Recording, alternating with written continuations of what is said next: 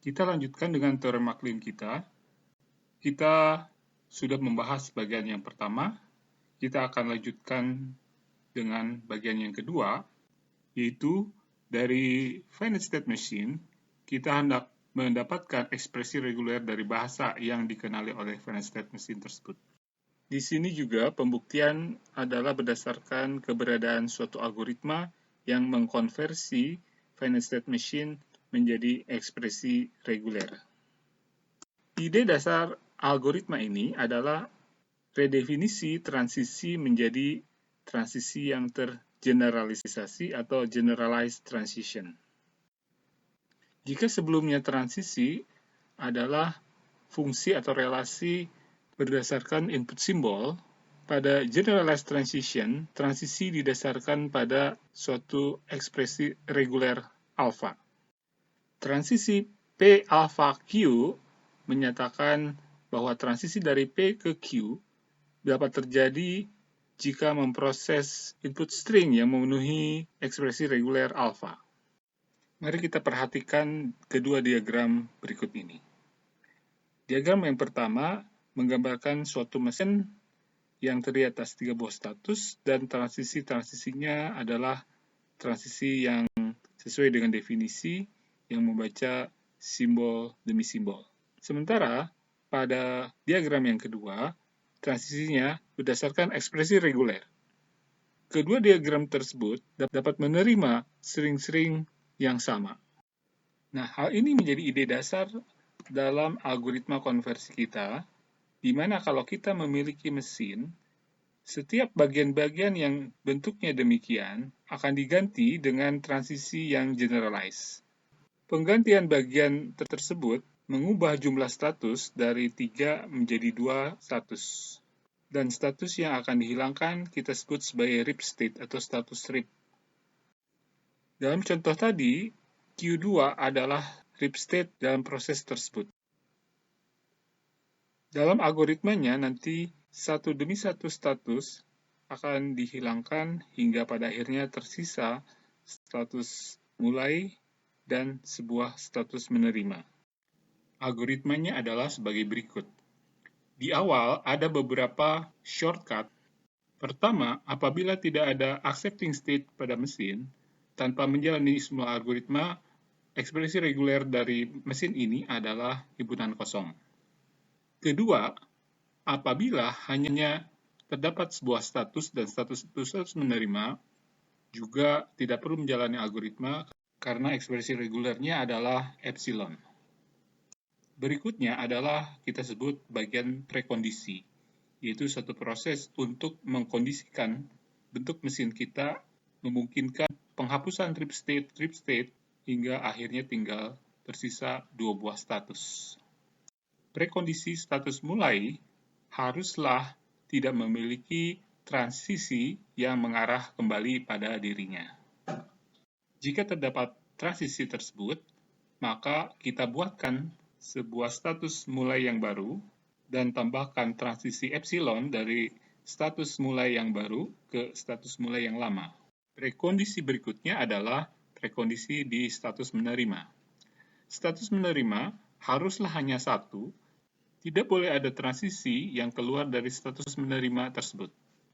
Jika ada, maka buat status menerima yang baru, kemudian dari status menerima yang lama ditarik transisi epsilon ke status menerima yang baru, dan status menerima yang lama tidak lagi menjadi status menerima. Ketiga adalah menghilangkan apabila terdapat status-status yang unreachable.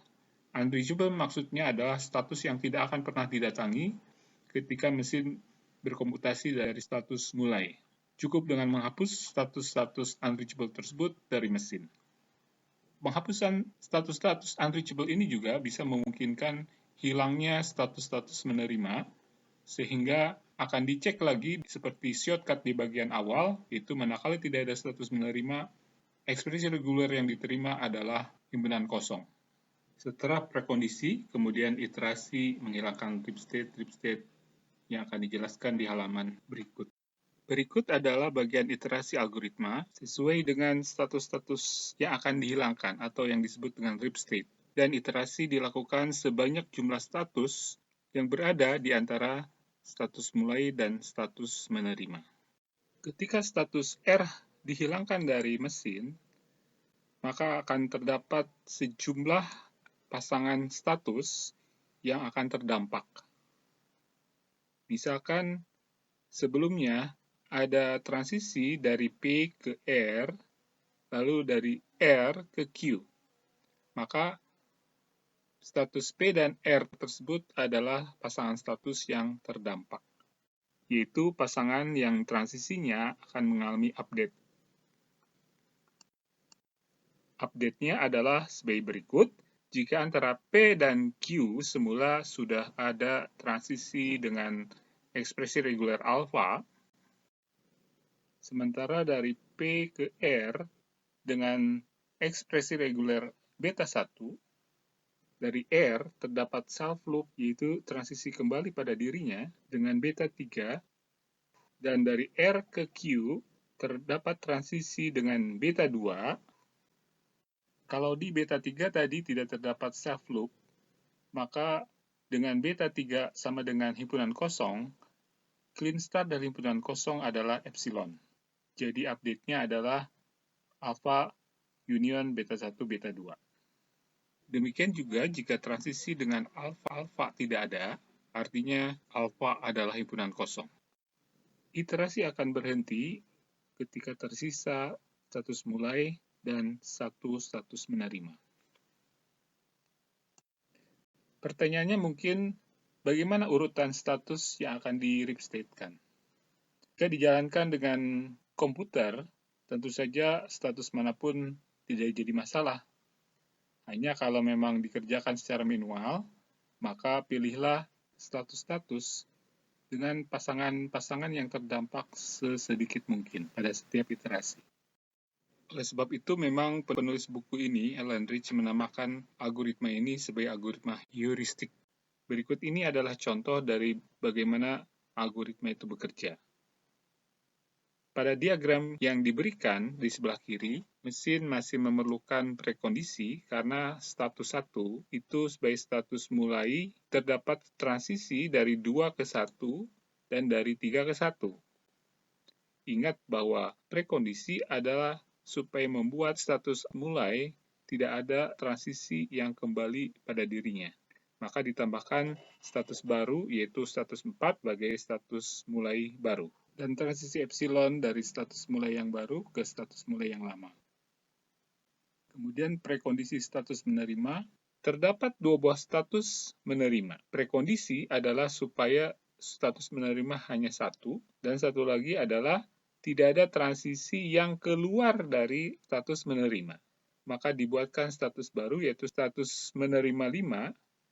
Kemudian, dari setiap status menerima sebelumnya, ditarik transisi epsilon ke status menerima 5, dan status-status menerima sebelumnya tidak lagi menjadi status menerima. Kemudian, karena tidak ada status unreachable, maka iterasi dapat dijalankan. Selanjutnya, status-status yang akan di-RIP adalah 1, 2, dan 3. Mengapa? Karena 4 adalah status mulai dan 5 adalah status menerima.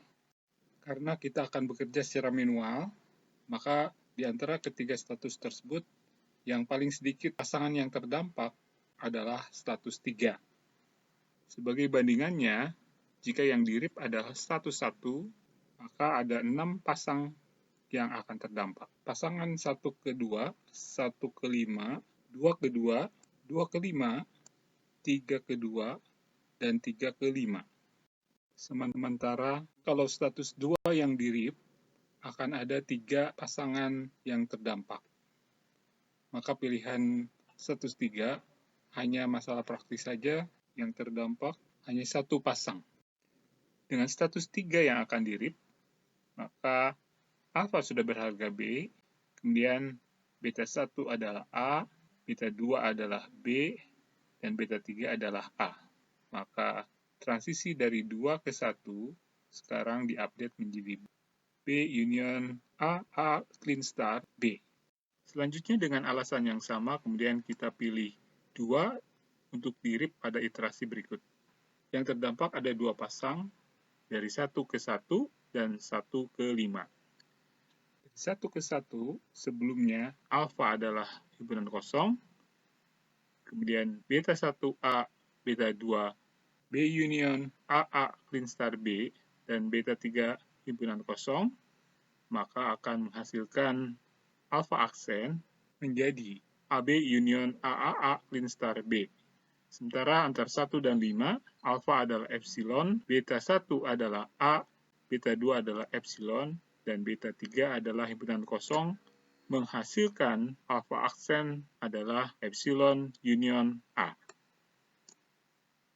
Terakhir adalah merip status 1, dan karena alfa adalah himpunan kosong, kemudian beta 1 adalah epsilon, beta 2 epsilon union A, dan beta 3 AB union AAA clean star B, maka akan menghasilkan alfa aksen adalah AB union AAA clean star B di-clean-starkan keseluruhannya di-concat dengan A union epsilon. Ekspresi reguler yang terakhir antara star state dan accepting state adalah ekspresi reguler yang diperoleh dari algoritma ini dari bahasa yang diterima oleh mesin yang diberikan. Jika sebelumnya adalah algoritma yang agak berbau heuristik, maka berikut ini adalah algoritma yang umum tanpa pemilihan urutan status strip. Proses-proses awalnya sama, yaitu pemeriksaan shortcut dan prekondisi. Dari setiap status ke status yang lain, kecuali yang mengarah ke status mulai dan yang berasal dari status menerima, diasumsikan selalu ada transisi, dan jika sebelumnya memang tidak ada transisi, maka dibuat transisi himpunan kosong. Sehingga diagram transisi bisa digambarkan sebagai matriks dengan baris-baris adalah status-status termasuk status mulai tanpa status menerima, dan bagian kolom adalah status-status termasuk status menerima tanpa status mulai. Lalu kita sebut tabel itu adalah tabel RPQ atau tabel transisi untuk setiap pasangan P ke Q. Karena setiap sel dari tabel menyatakan ekspresi reguler alfa untuk mentransisi status dari P ke Q. Selanjutnya, untuk setiap iterasi dengan status strip R, dilakukan penghapusan baris R dan kolom R dari matriks, kemudian mengupdate sel-sel yang lain untuk semua kemungkinan P dan Q yang bukan R. Jadi, setiap sel tersebut, R aksen PQ adalah RPQ union RPR, RRR clean star, RRQ. Ini pada dasarnya sama dengan update alpha aksen sama dengan alpha union beta 1, beta 3 clean star, beta 2. Di akhir algoritma, tabel tersisa adalah satu sel dengan baris adalah status mulai dan kolom adalah status menerima.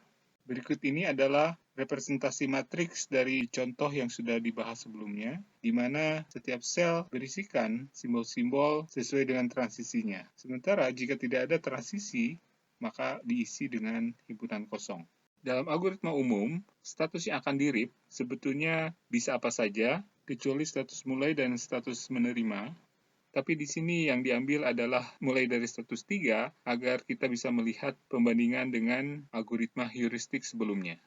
Pada tabel, baris kolom yang diarsir adalah yang dirip, dan setiap sel yang lain yang akan diupdate. Hasil dari update, jika dibandingkan dengan hasil heuristik pada diagram di sebelah atas, adalah sama. Kemudian diteruskan dengan RIP state 2 juga menghasilkan matriks yang identik dengan hasil algoritma heuristik sebelumnya. Dan setelah RIP state 1 menghasilkan tabel satu sel dengan ekspresi reguler di dalamnya yang identik dengan ekspresi reguler dari algoritma heuristik sebelumnya. Untuk lebih jelas diberikan contoh berikutnya. Kebetulan contohnya sudah tidak memerlukan lagi prekondisi. Jadi langsung masuk pada tahap pembangunan matriks ya. Nah, perhatikan bahwa antar status yang sebelumnya tidak ada transisi, sekarang ditambahi transisi dengan ekspresi reguler himpunan kosong. Ya, jadi di dalam matriks, maka sel-sel yang kosong itu diisi dengan himpunan kosong.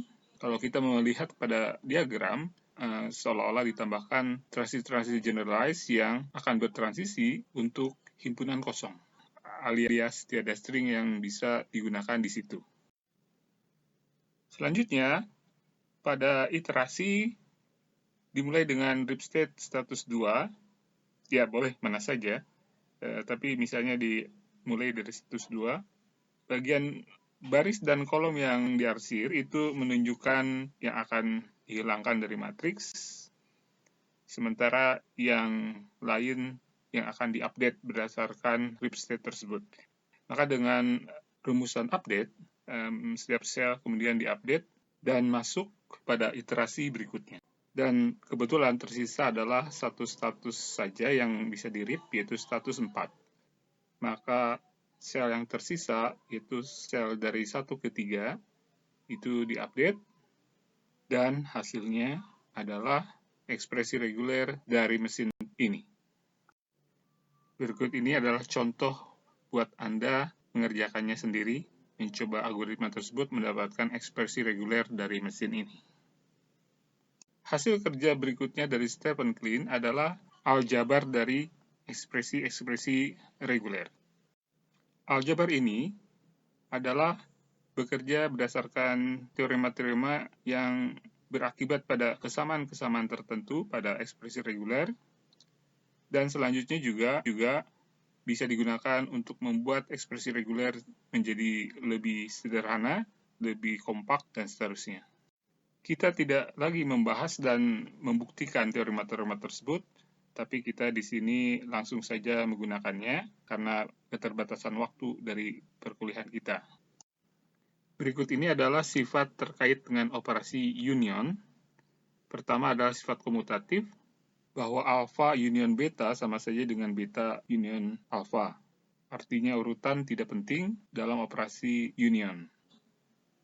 Kemudian sifat asosiatif, ini menyatakan jika ada beberapa operasi union berurutan, operasi-operasi itu setara sehingga bisa dimulai dari mana saja. Sifat berikutnya adalah himpunan kosong bersifat identitas terhadap operasi union. Dan sifat idempoten, alpha union alpha adalah tetap alpha. Semua itu adalah sifat-sifat yang secara intuitif sudah tidak perlu dipertanyakan lagi. Nah, sekarang berikutnya adalah kita punya dua ekspresi reguler, alfa dan beta. Sementara A adalah himpunan string dari alfa, dan B adalah himpunan string dari beta. Nah, diketahui bahwa B adalah himpunan bagian dari A. Maka alfa union beta sekarang bisa menjadi alfa.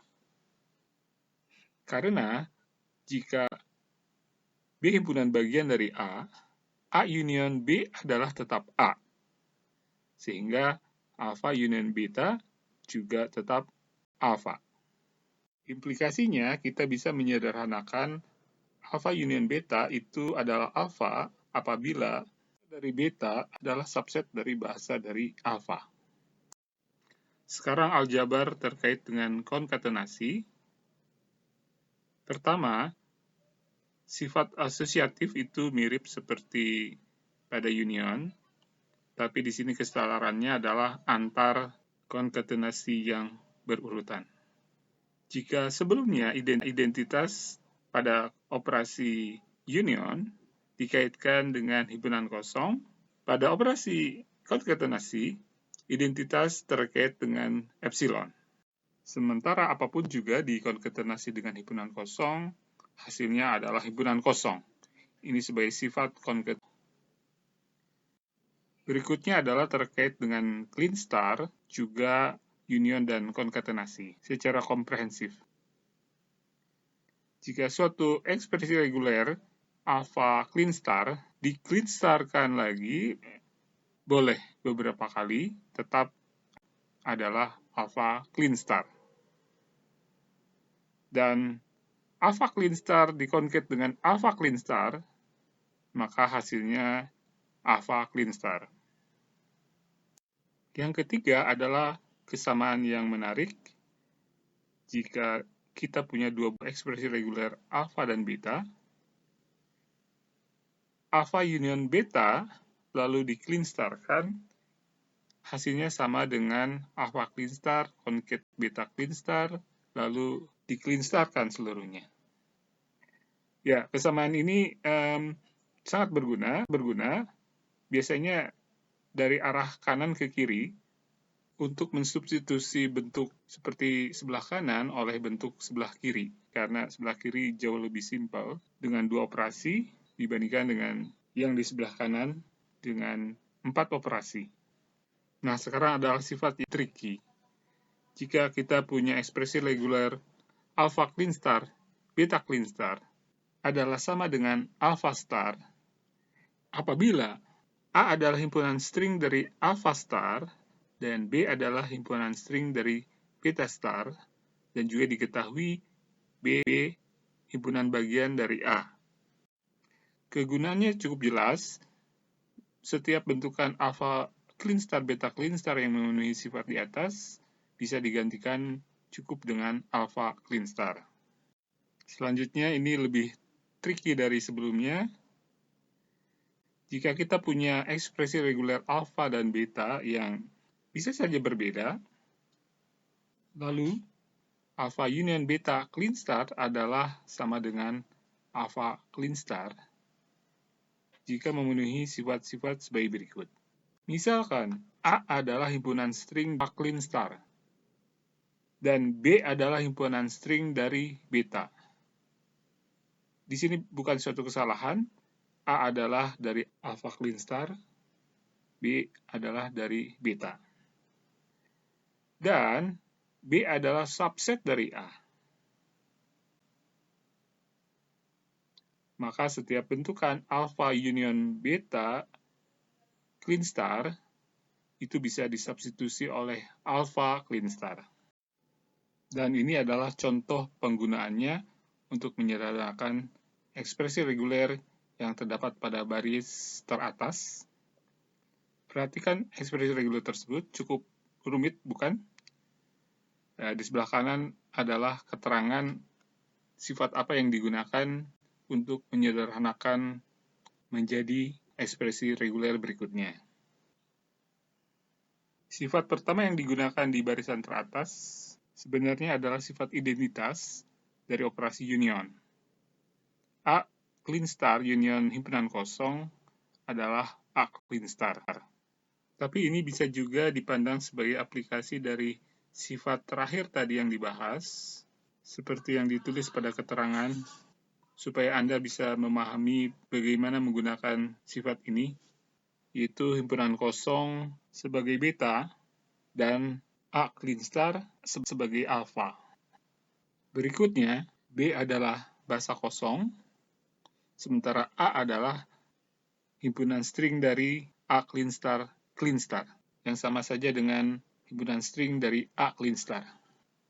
Selanjutnya, karena bahasa kosong adalah subset dari setiap bahasa apapun juga, termasuk A union himpunan kosong bisa disubstitusi dengan A clean star.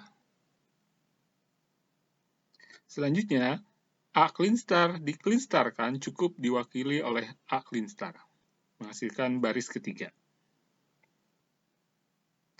Lalu di sini kegunaan dari sifat yang terakhir lagi, bahasa dari ekspresi reguler AA hanya berisi satu string AA. Dan bahasa ini adalah subset dari bahasa yang diwakili oleh A clean star. Sesuai dengan sifat tersebut, maka A clean star union AA dapat disubstitusi oleh hanya A clean star, menjadi ekspresi di baris keempat. Dan seterusnya. Kemudian kita loncat saja ke baris yang ke-6. Di situ ada dua sifat sebetulnya yang digunakan, yaitu sifat kedua terakhir dan sifat terakhir. Concat dari alpha star dan beta star, dalam hal ini A union B adalah alpha dan B adalah beta. Bisa disederhanakan menjadi A union B clean star. Sementara, dari mana kita tahu bahwa B clean star adalah subset dari bahasa A union B clean star? Itu dari sifat yang terakhir. Dan seterusnya, kebetulan ekspresi reguler ini ternyata pada akhirnya adalah A union B clean star. Hanya suatu kebetulan, tidak setiap ekspresi reguler bisa berubah menjadi ekspresi reguler untuk himpunan semesta. Demikian aljabar ekspresi reguler, dan ini pula adalah akhir dari pembahasan materi ini, termasuk teori clean bagian yang kedua.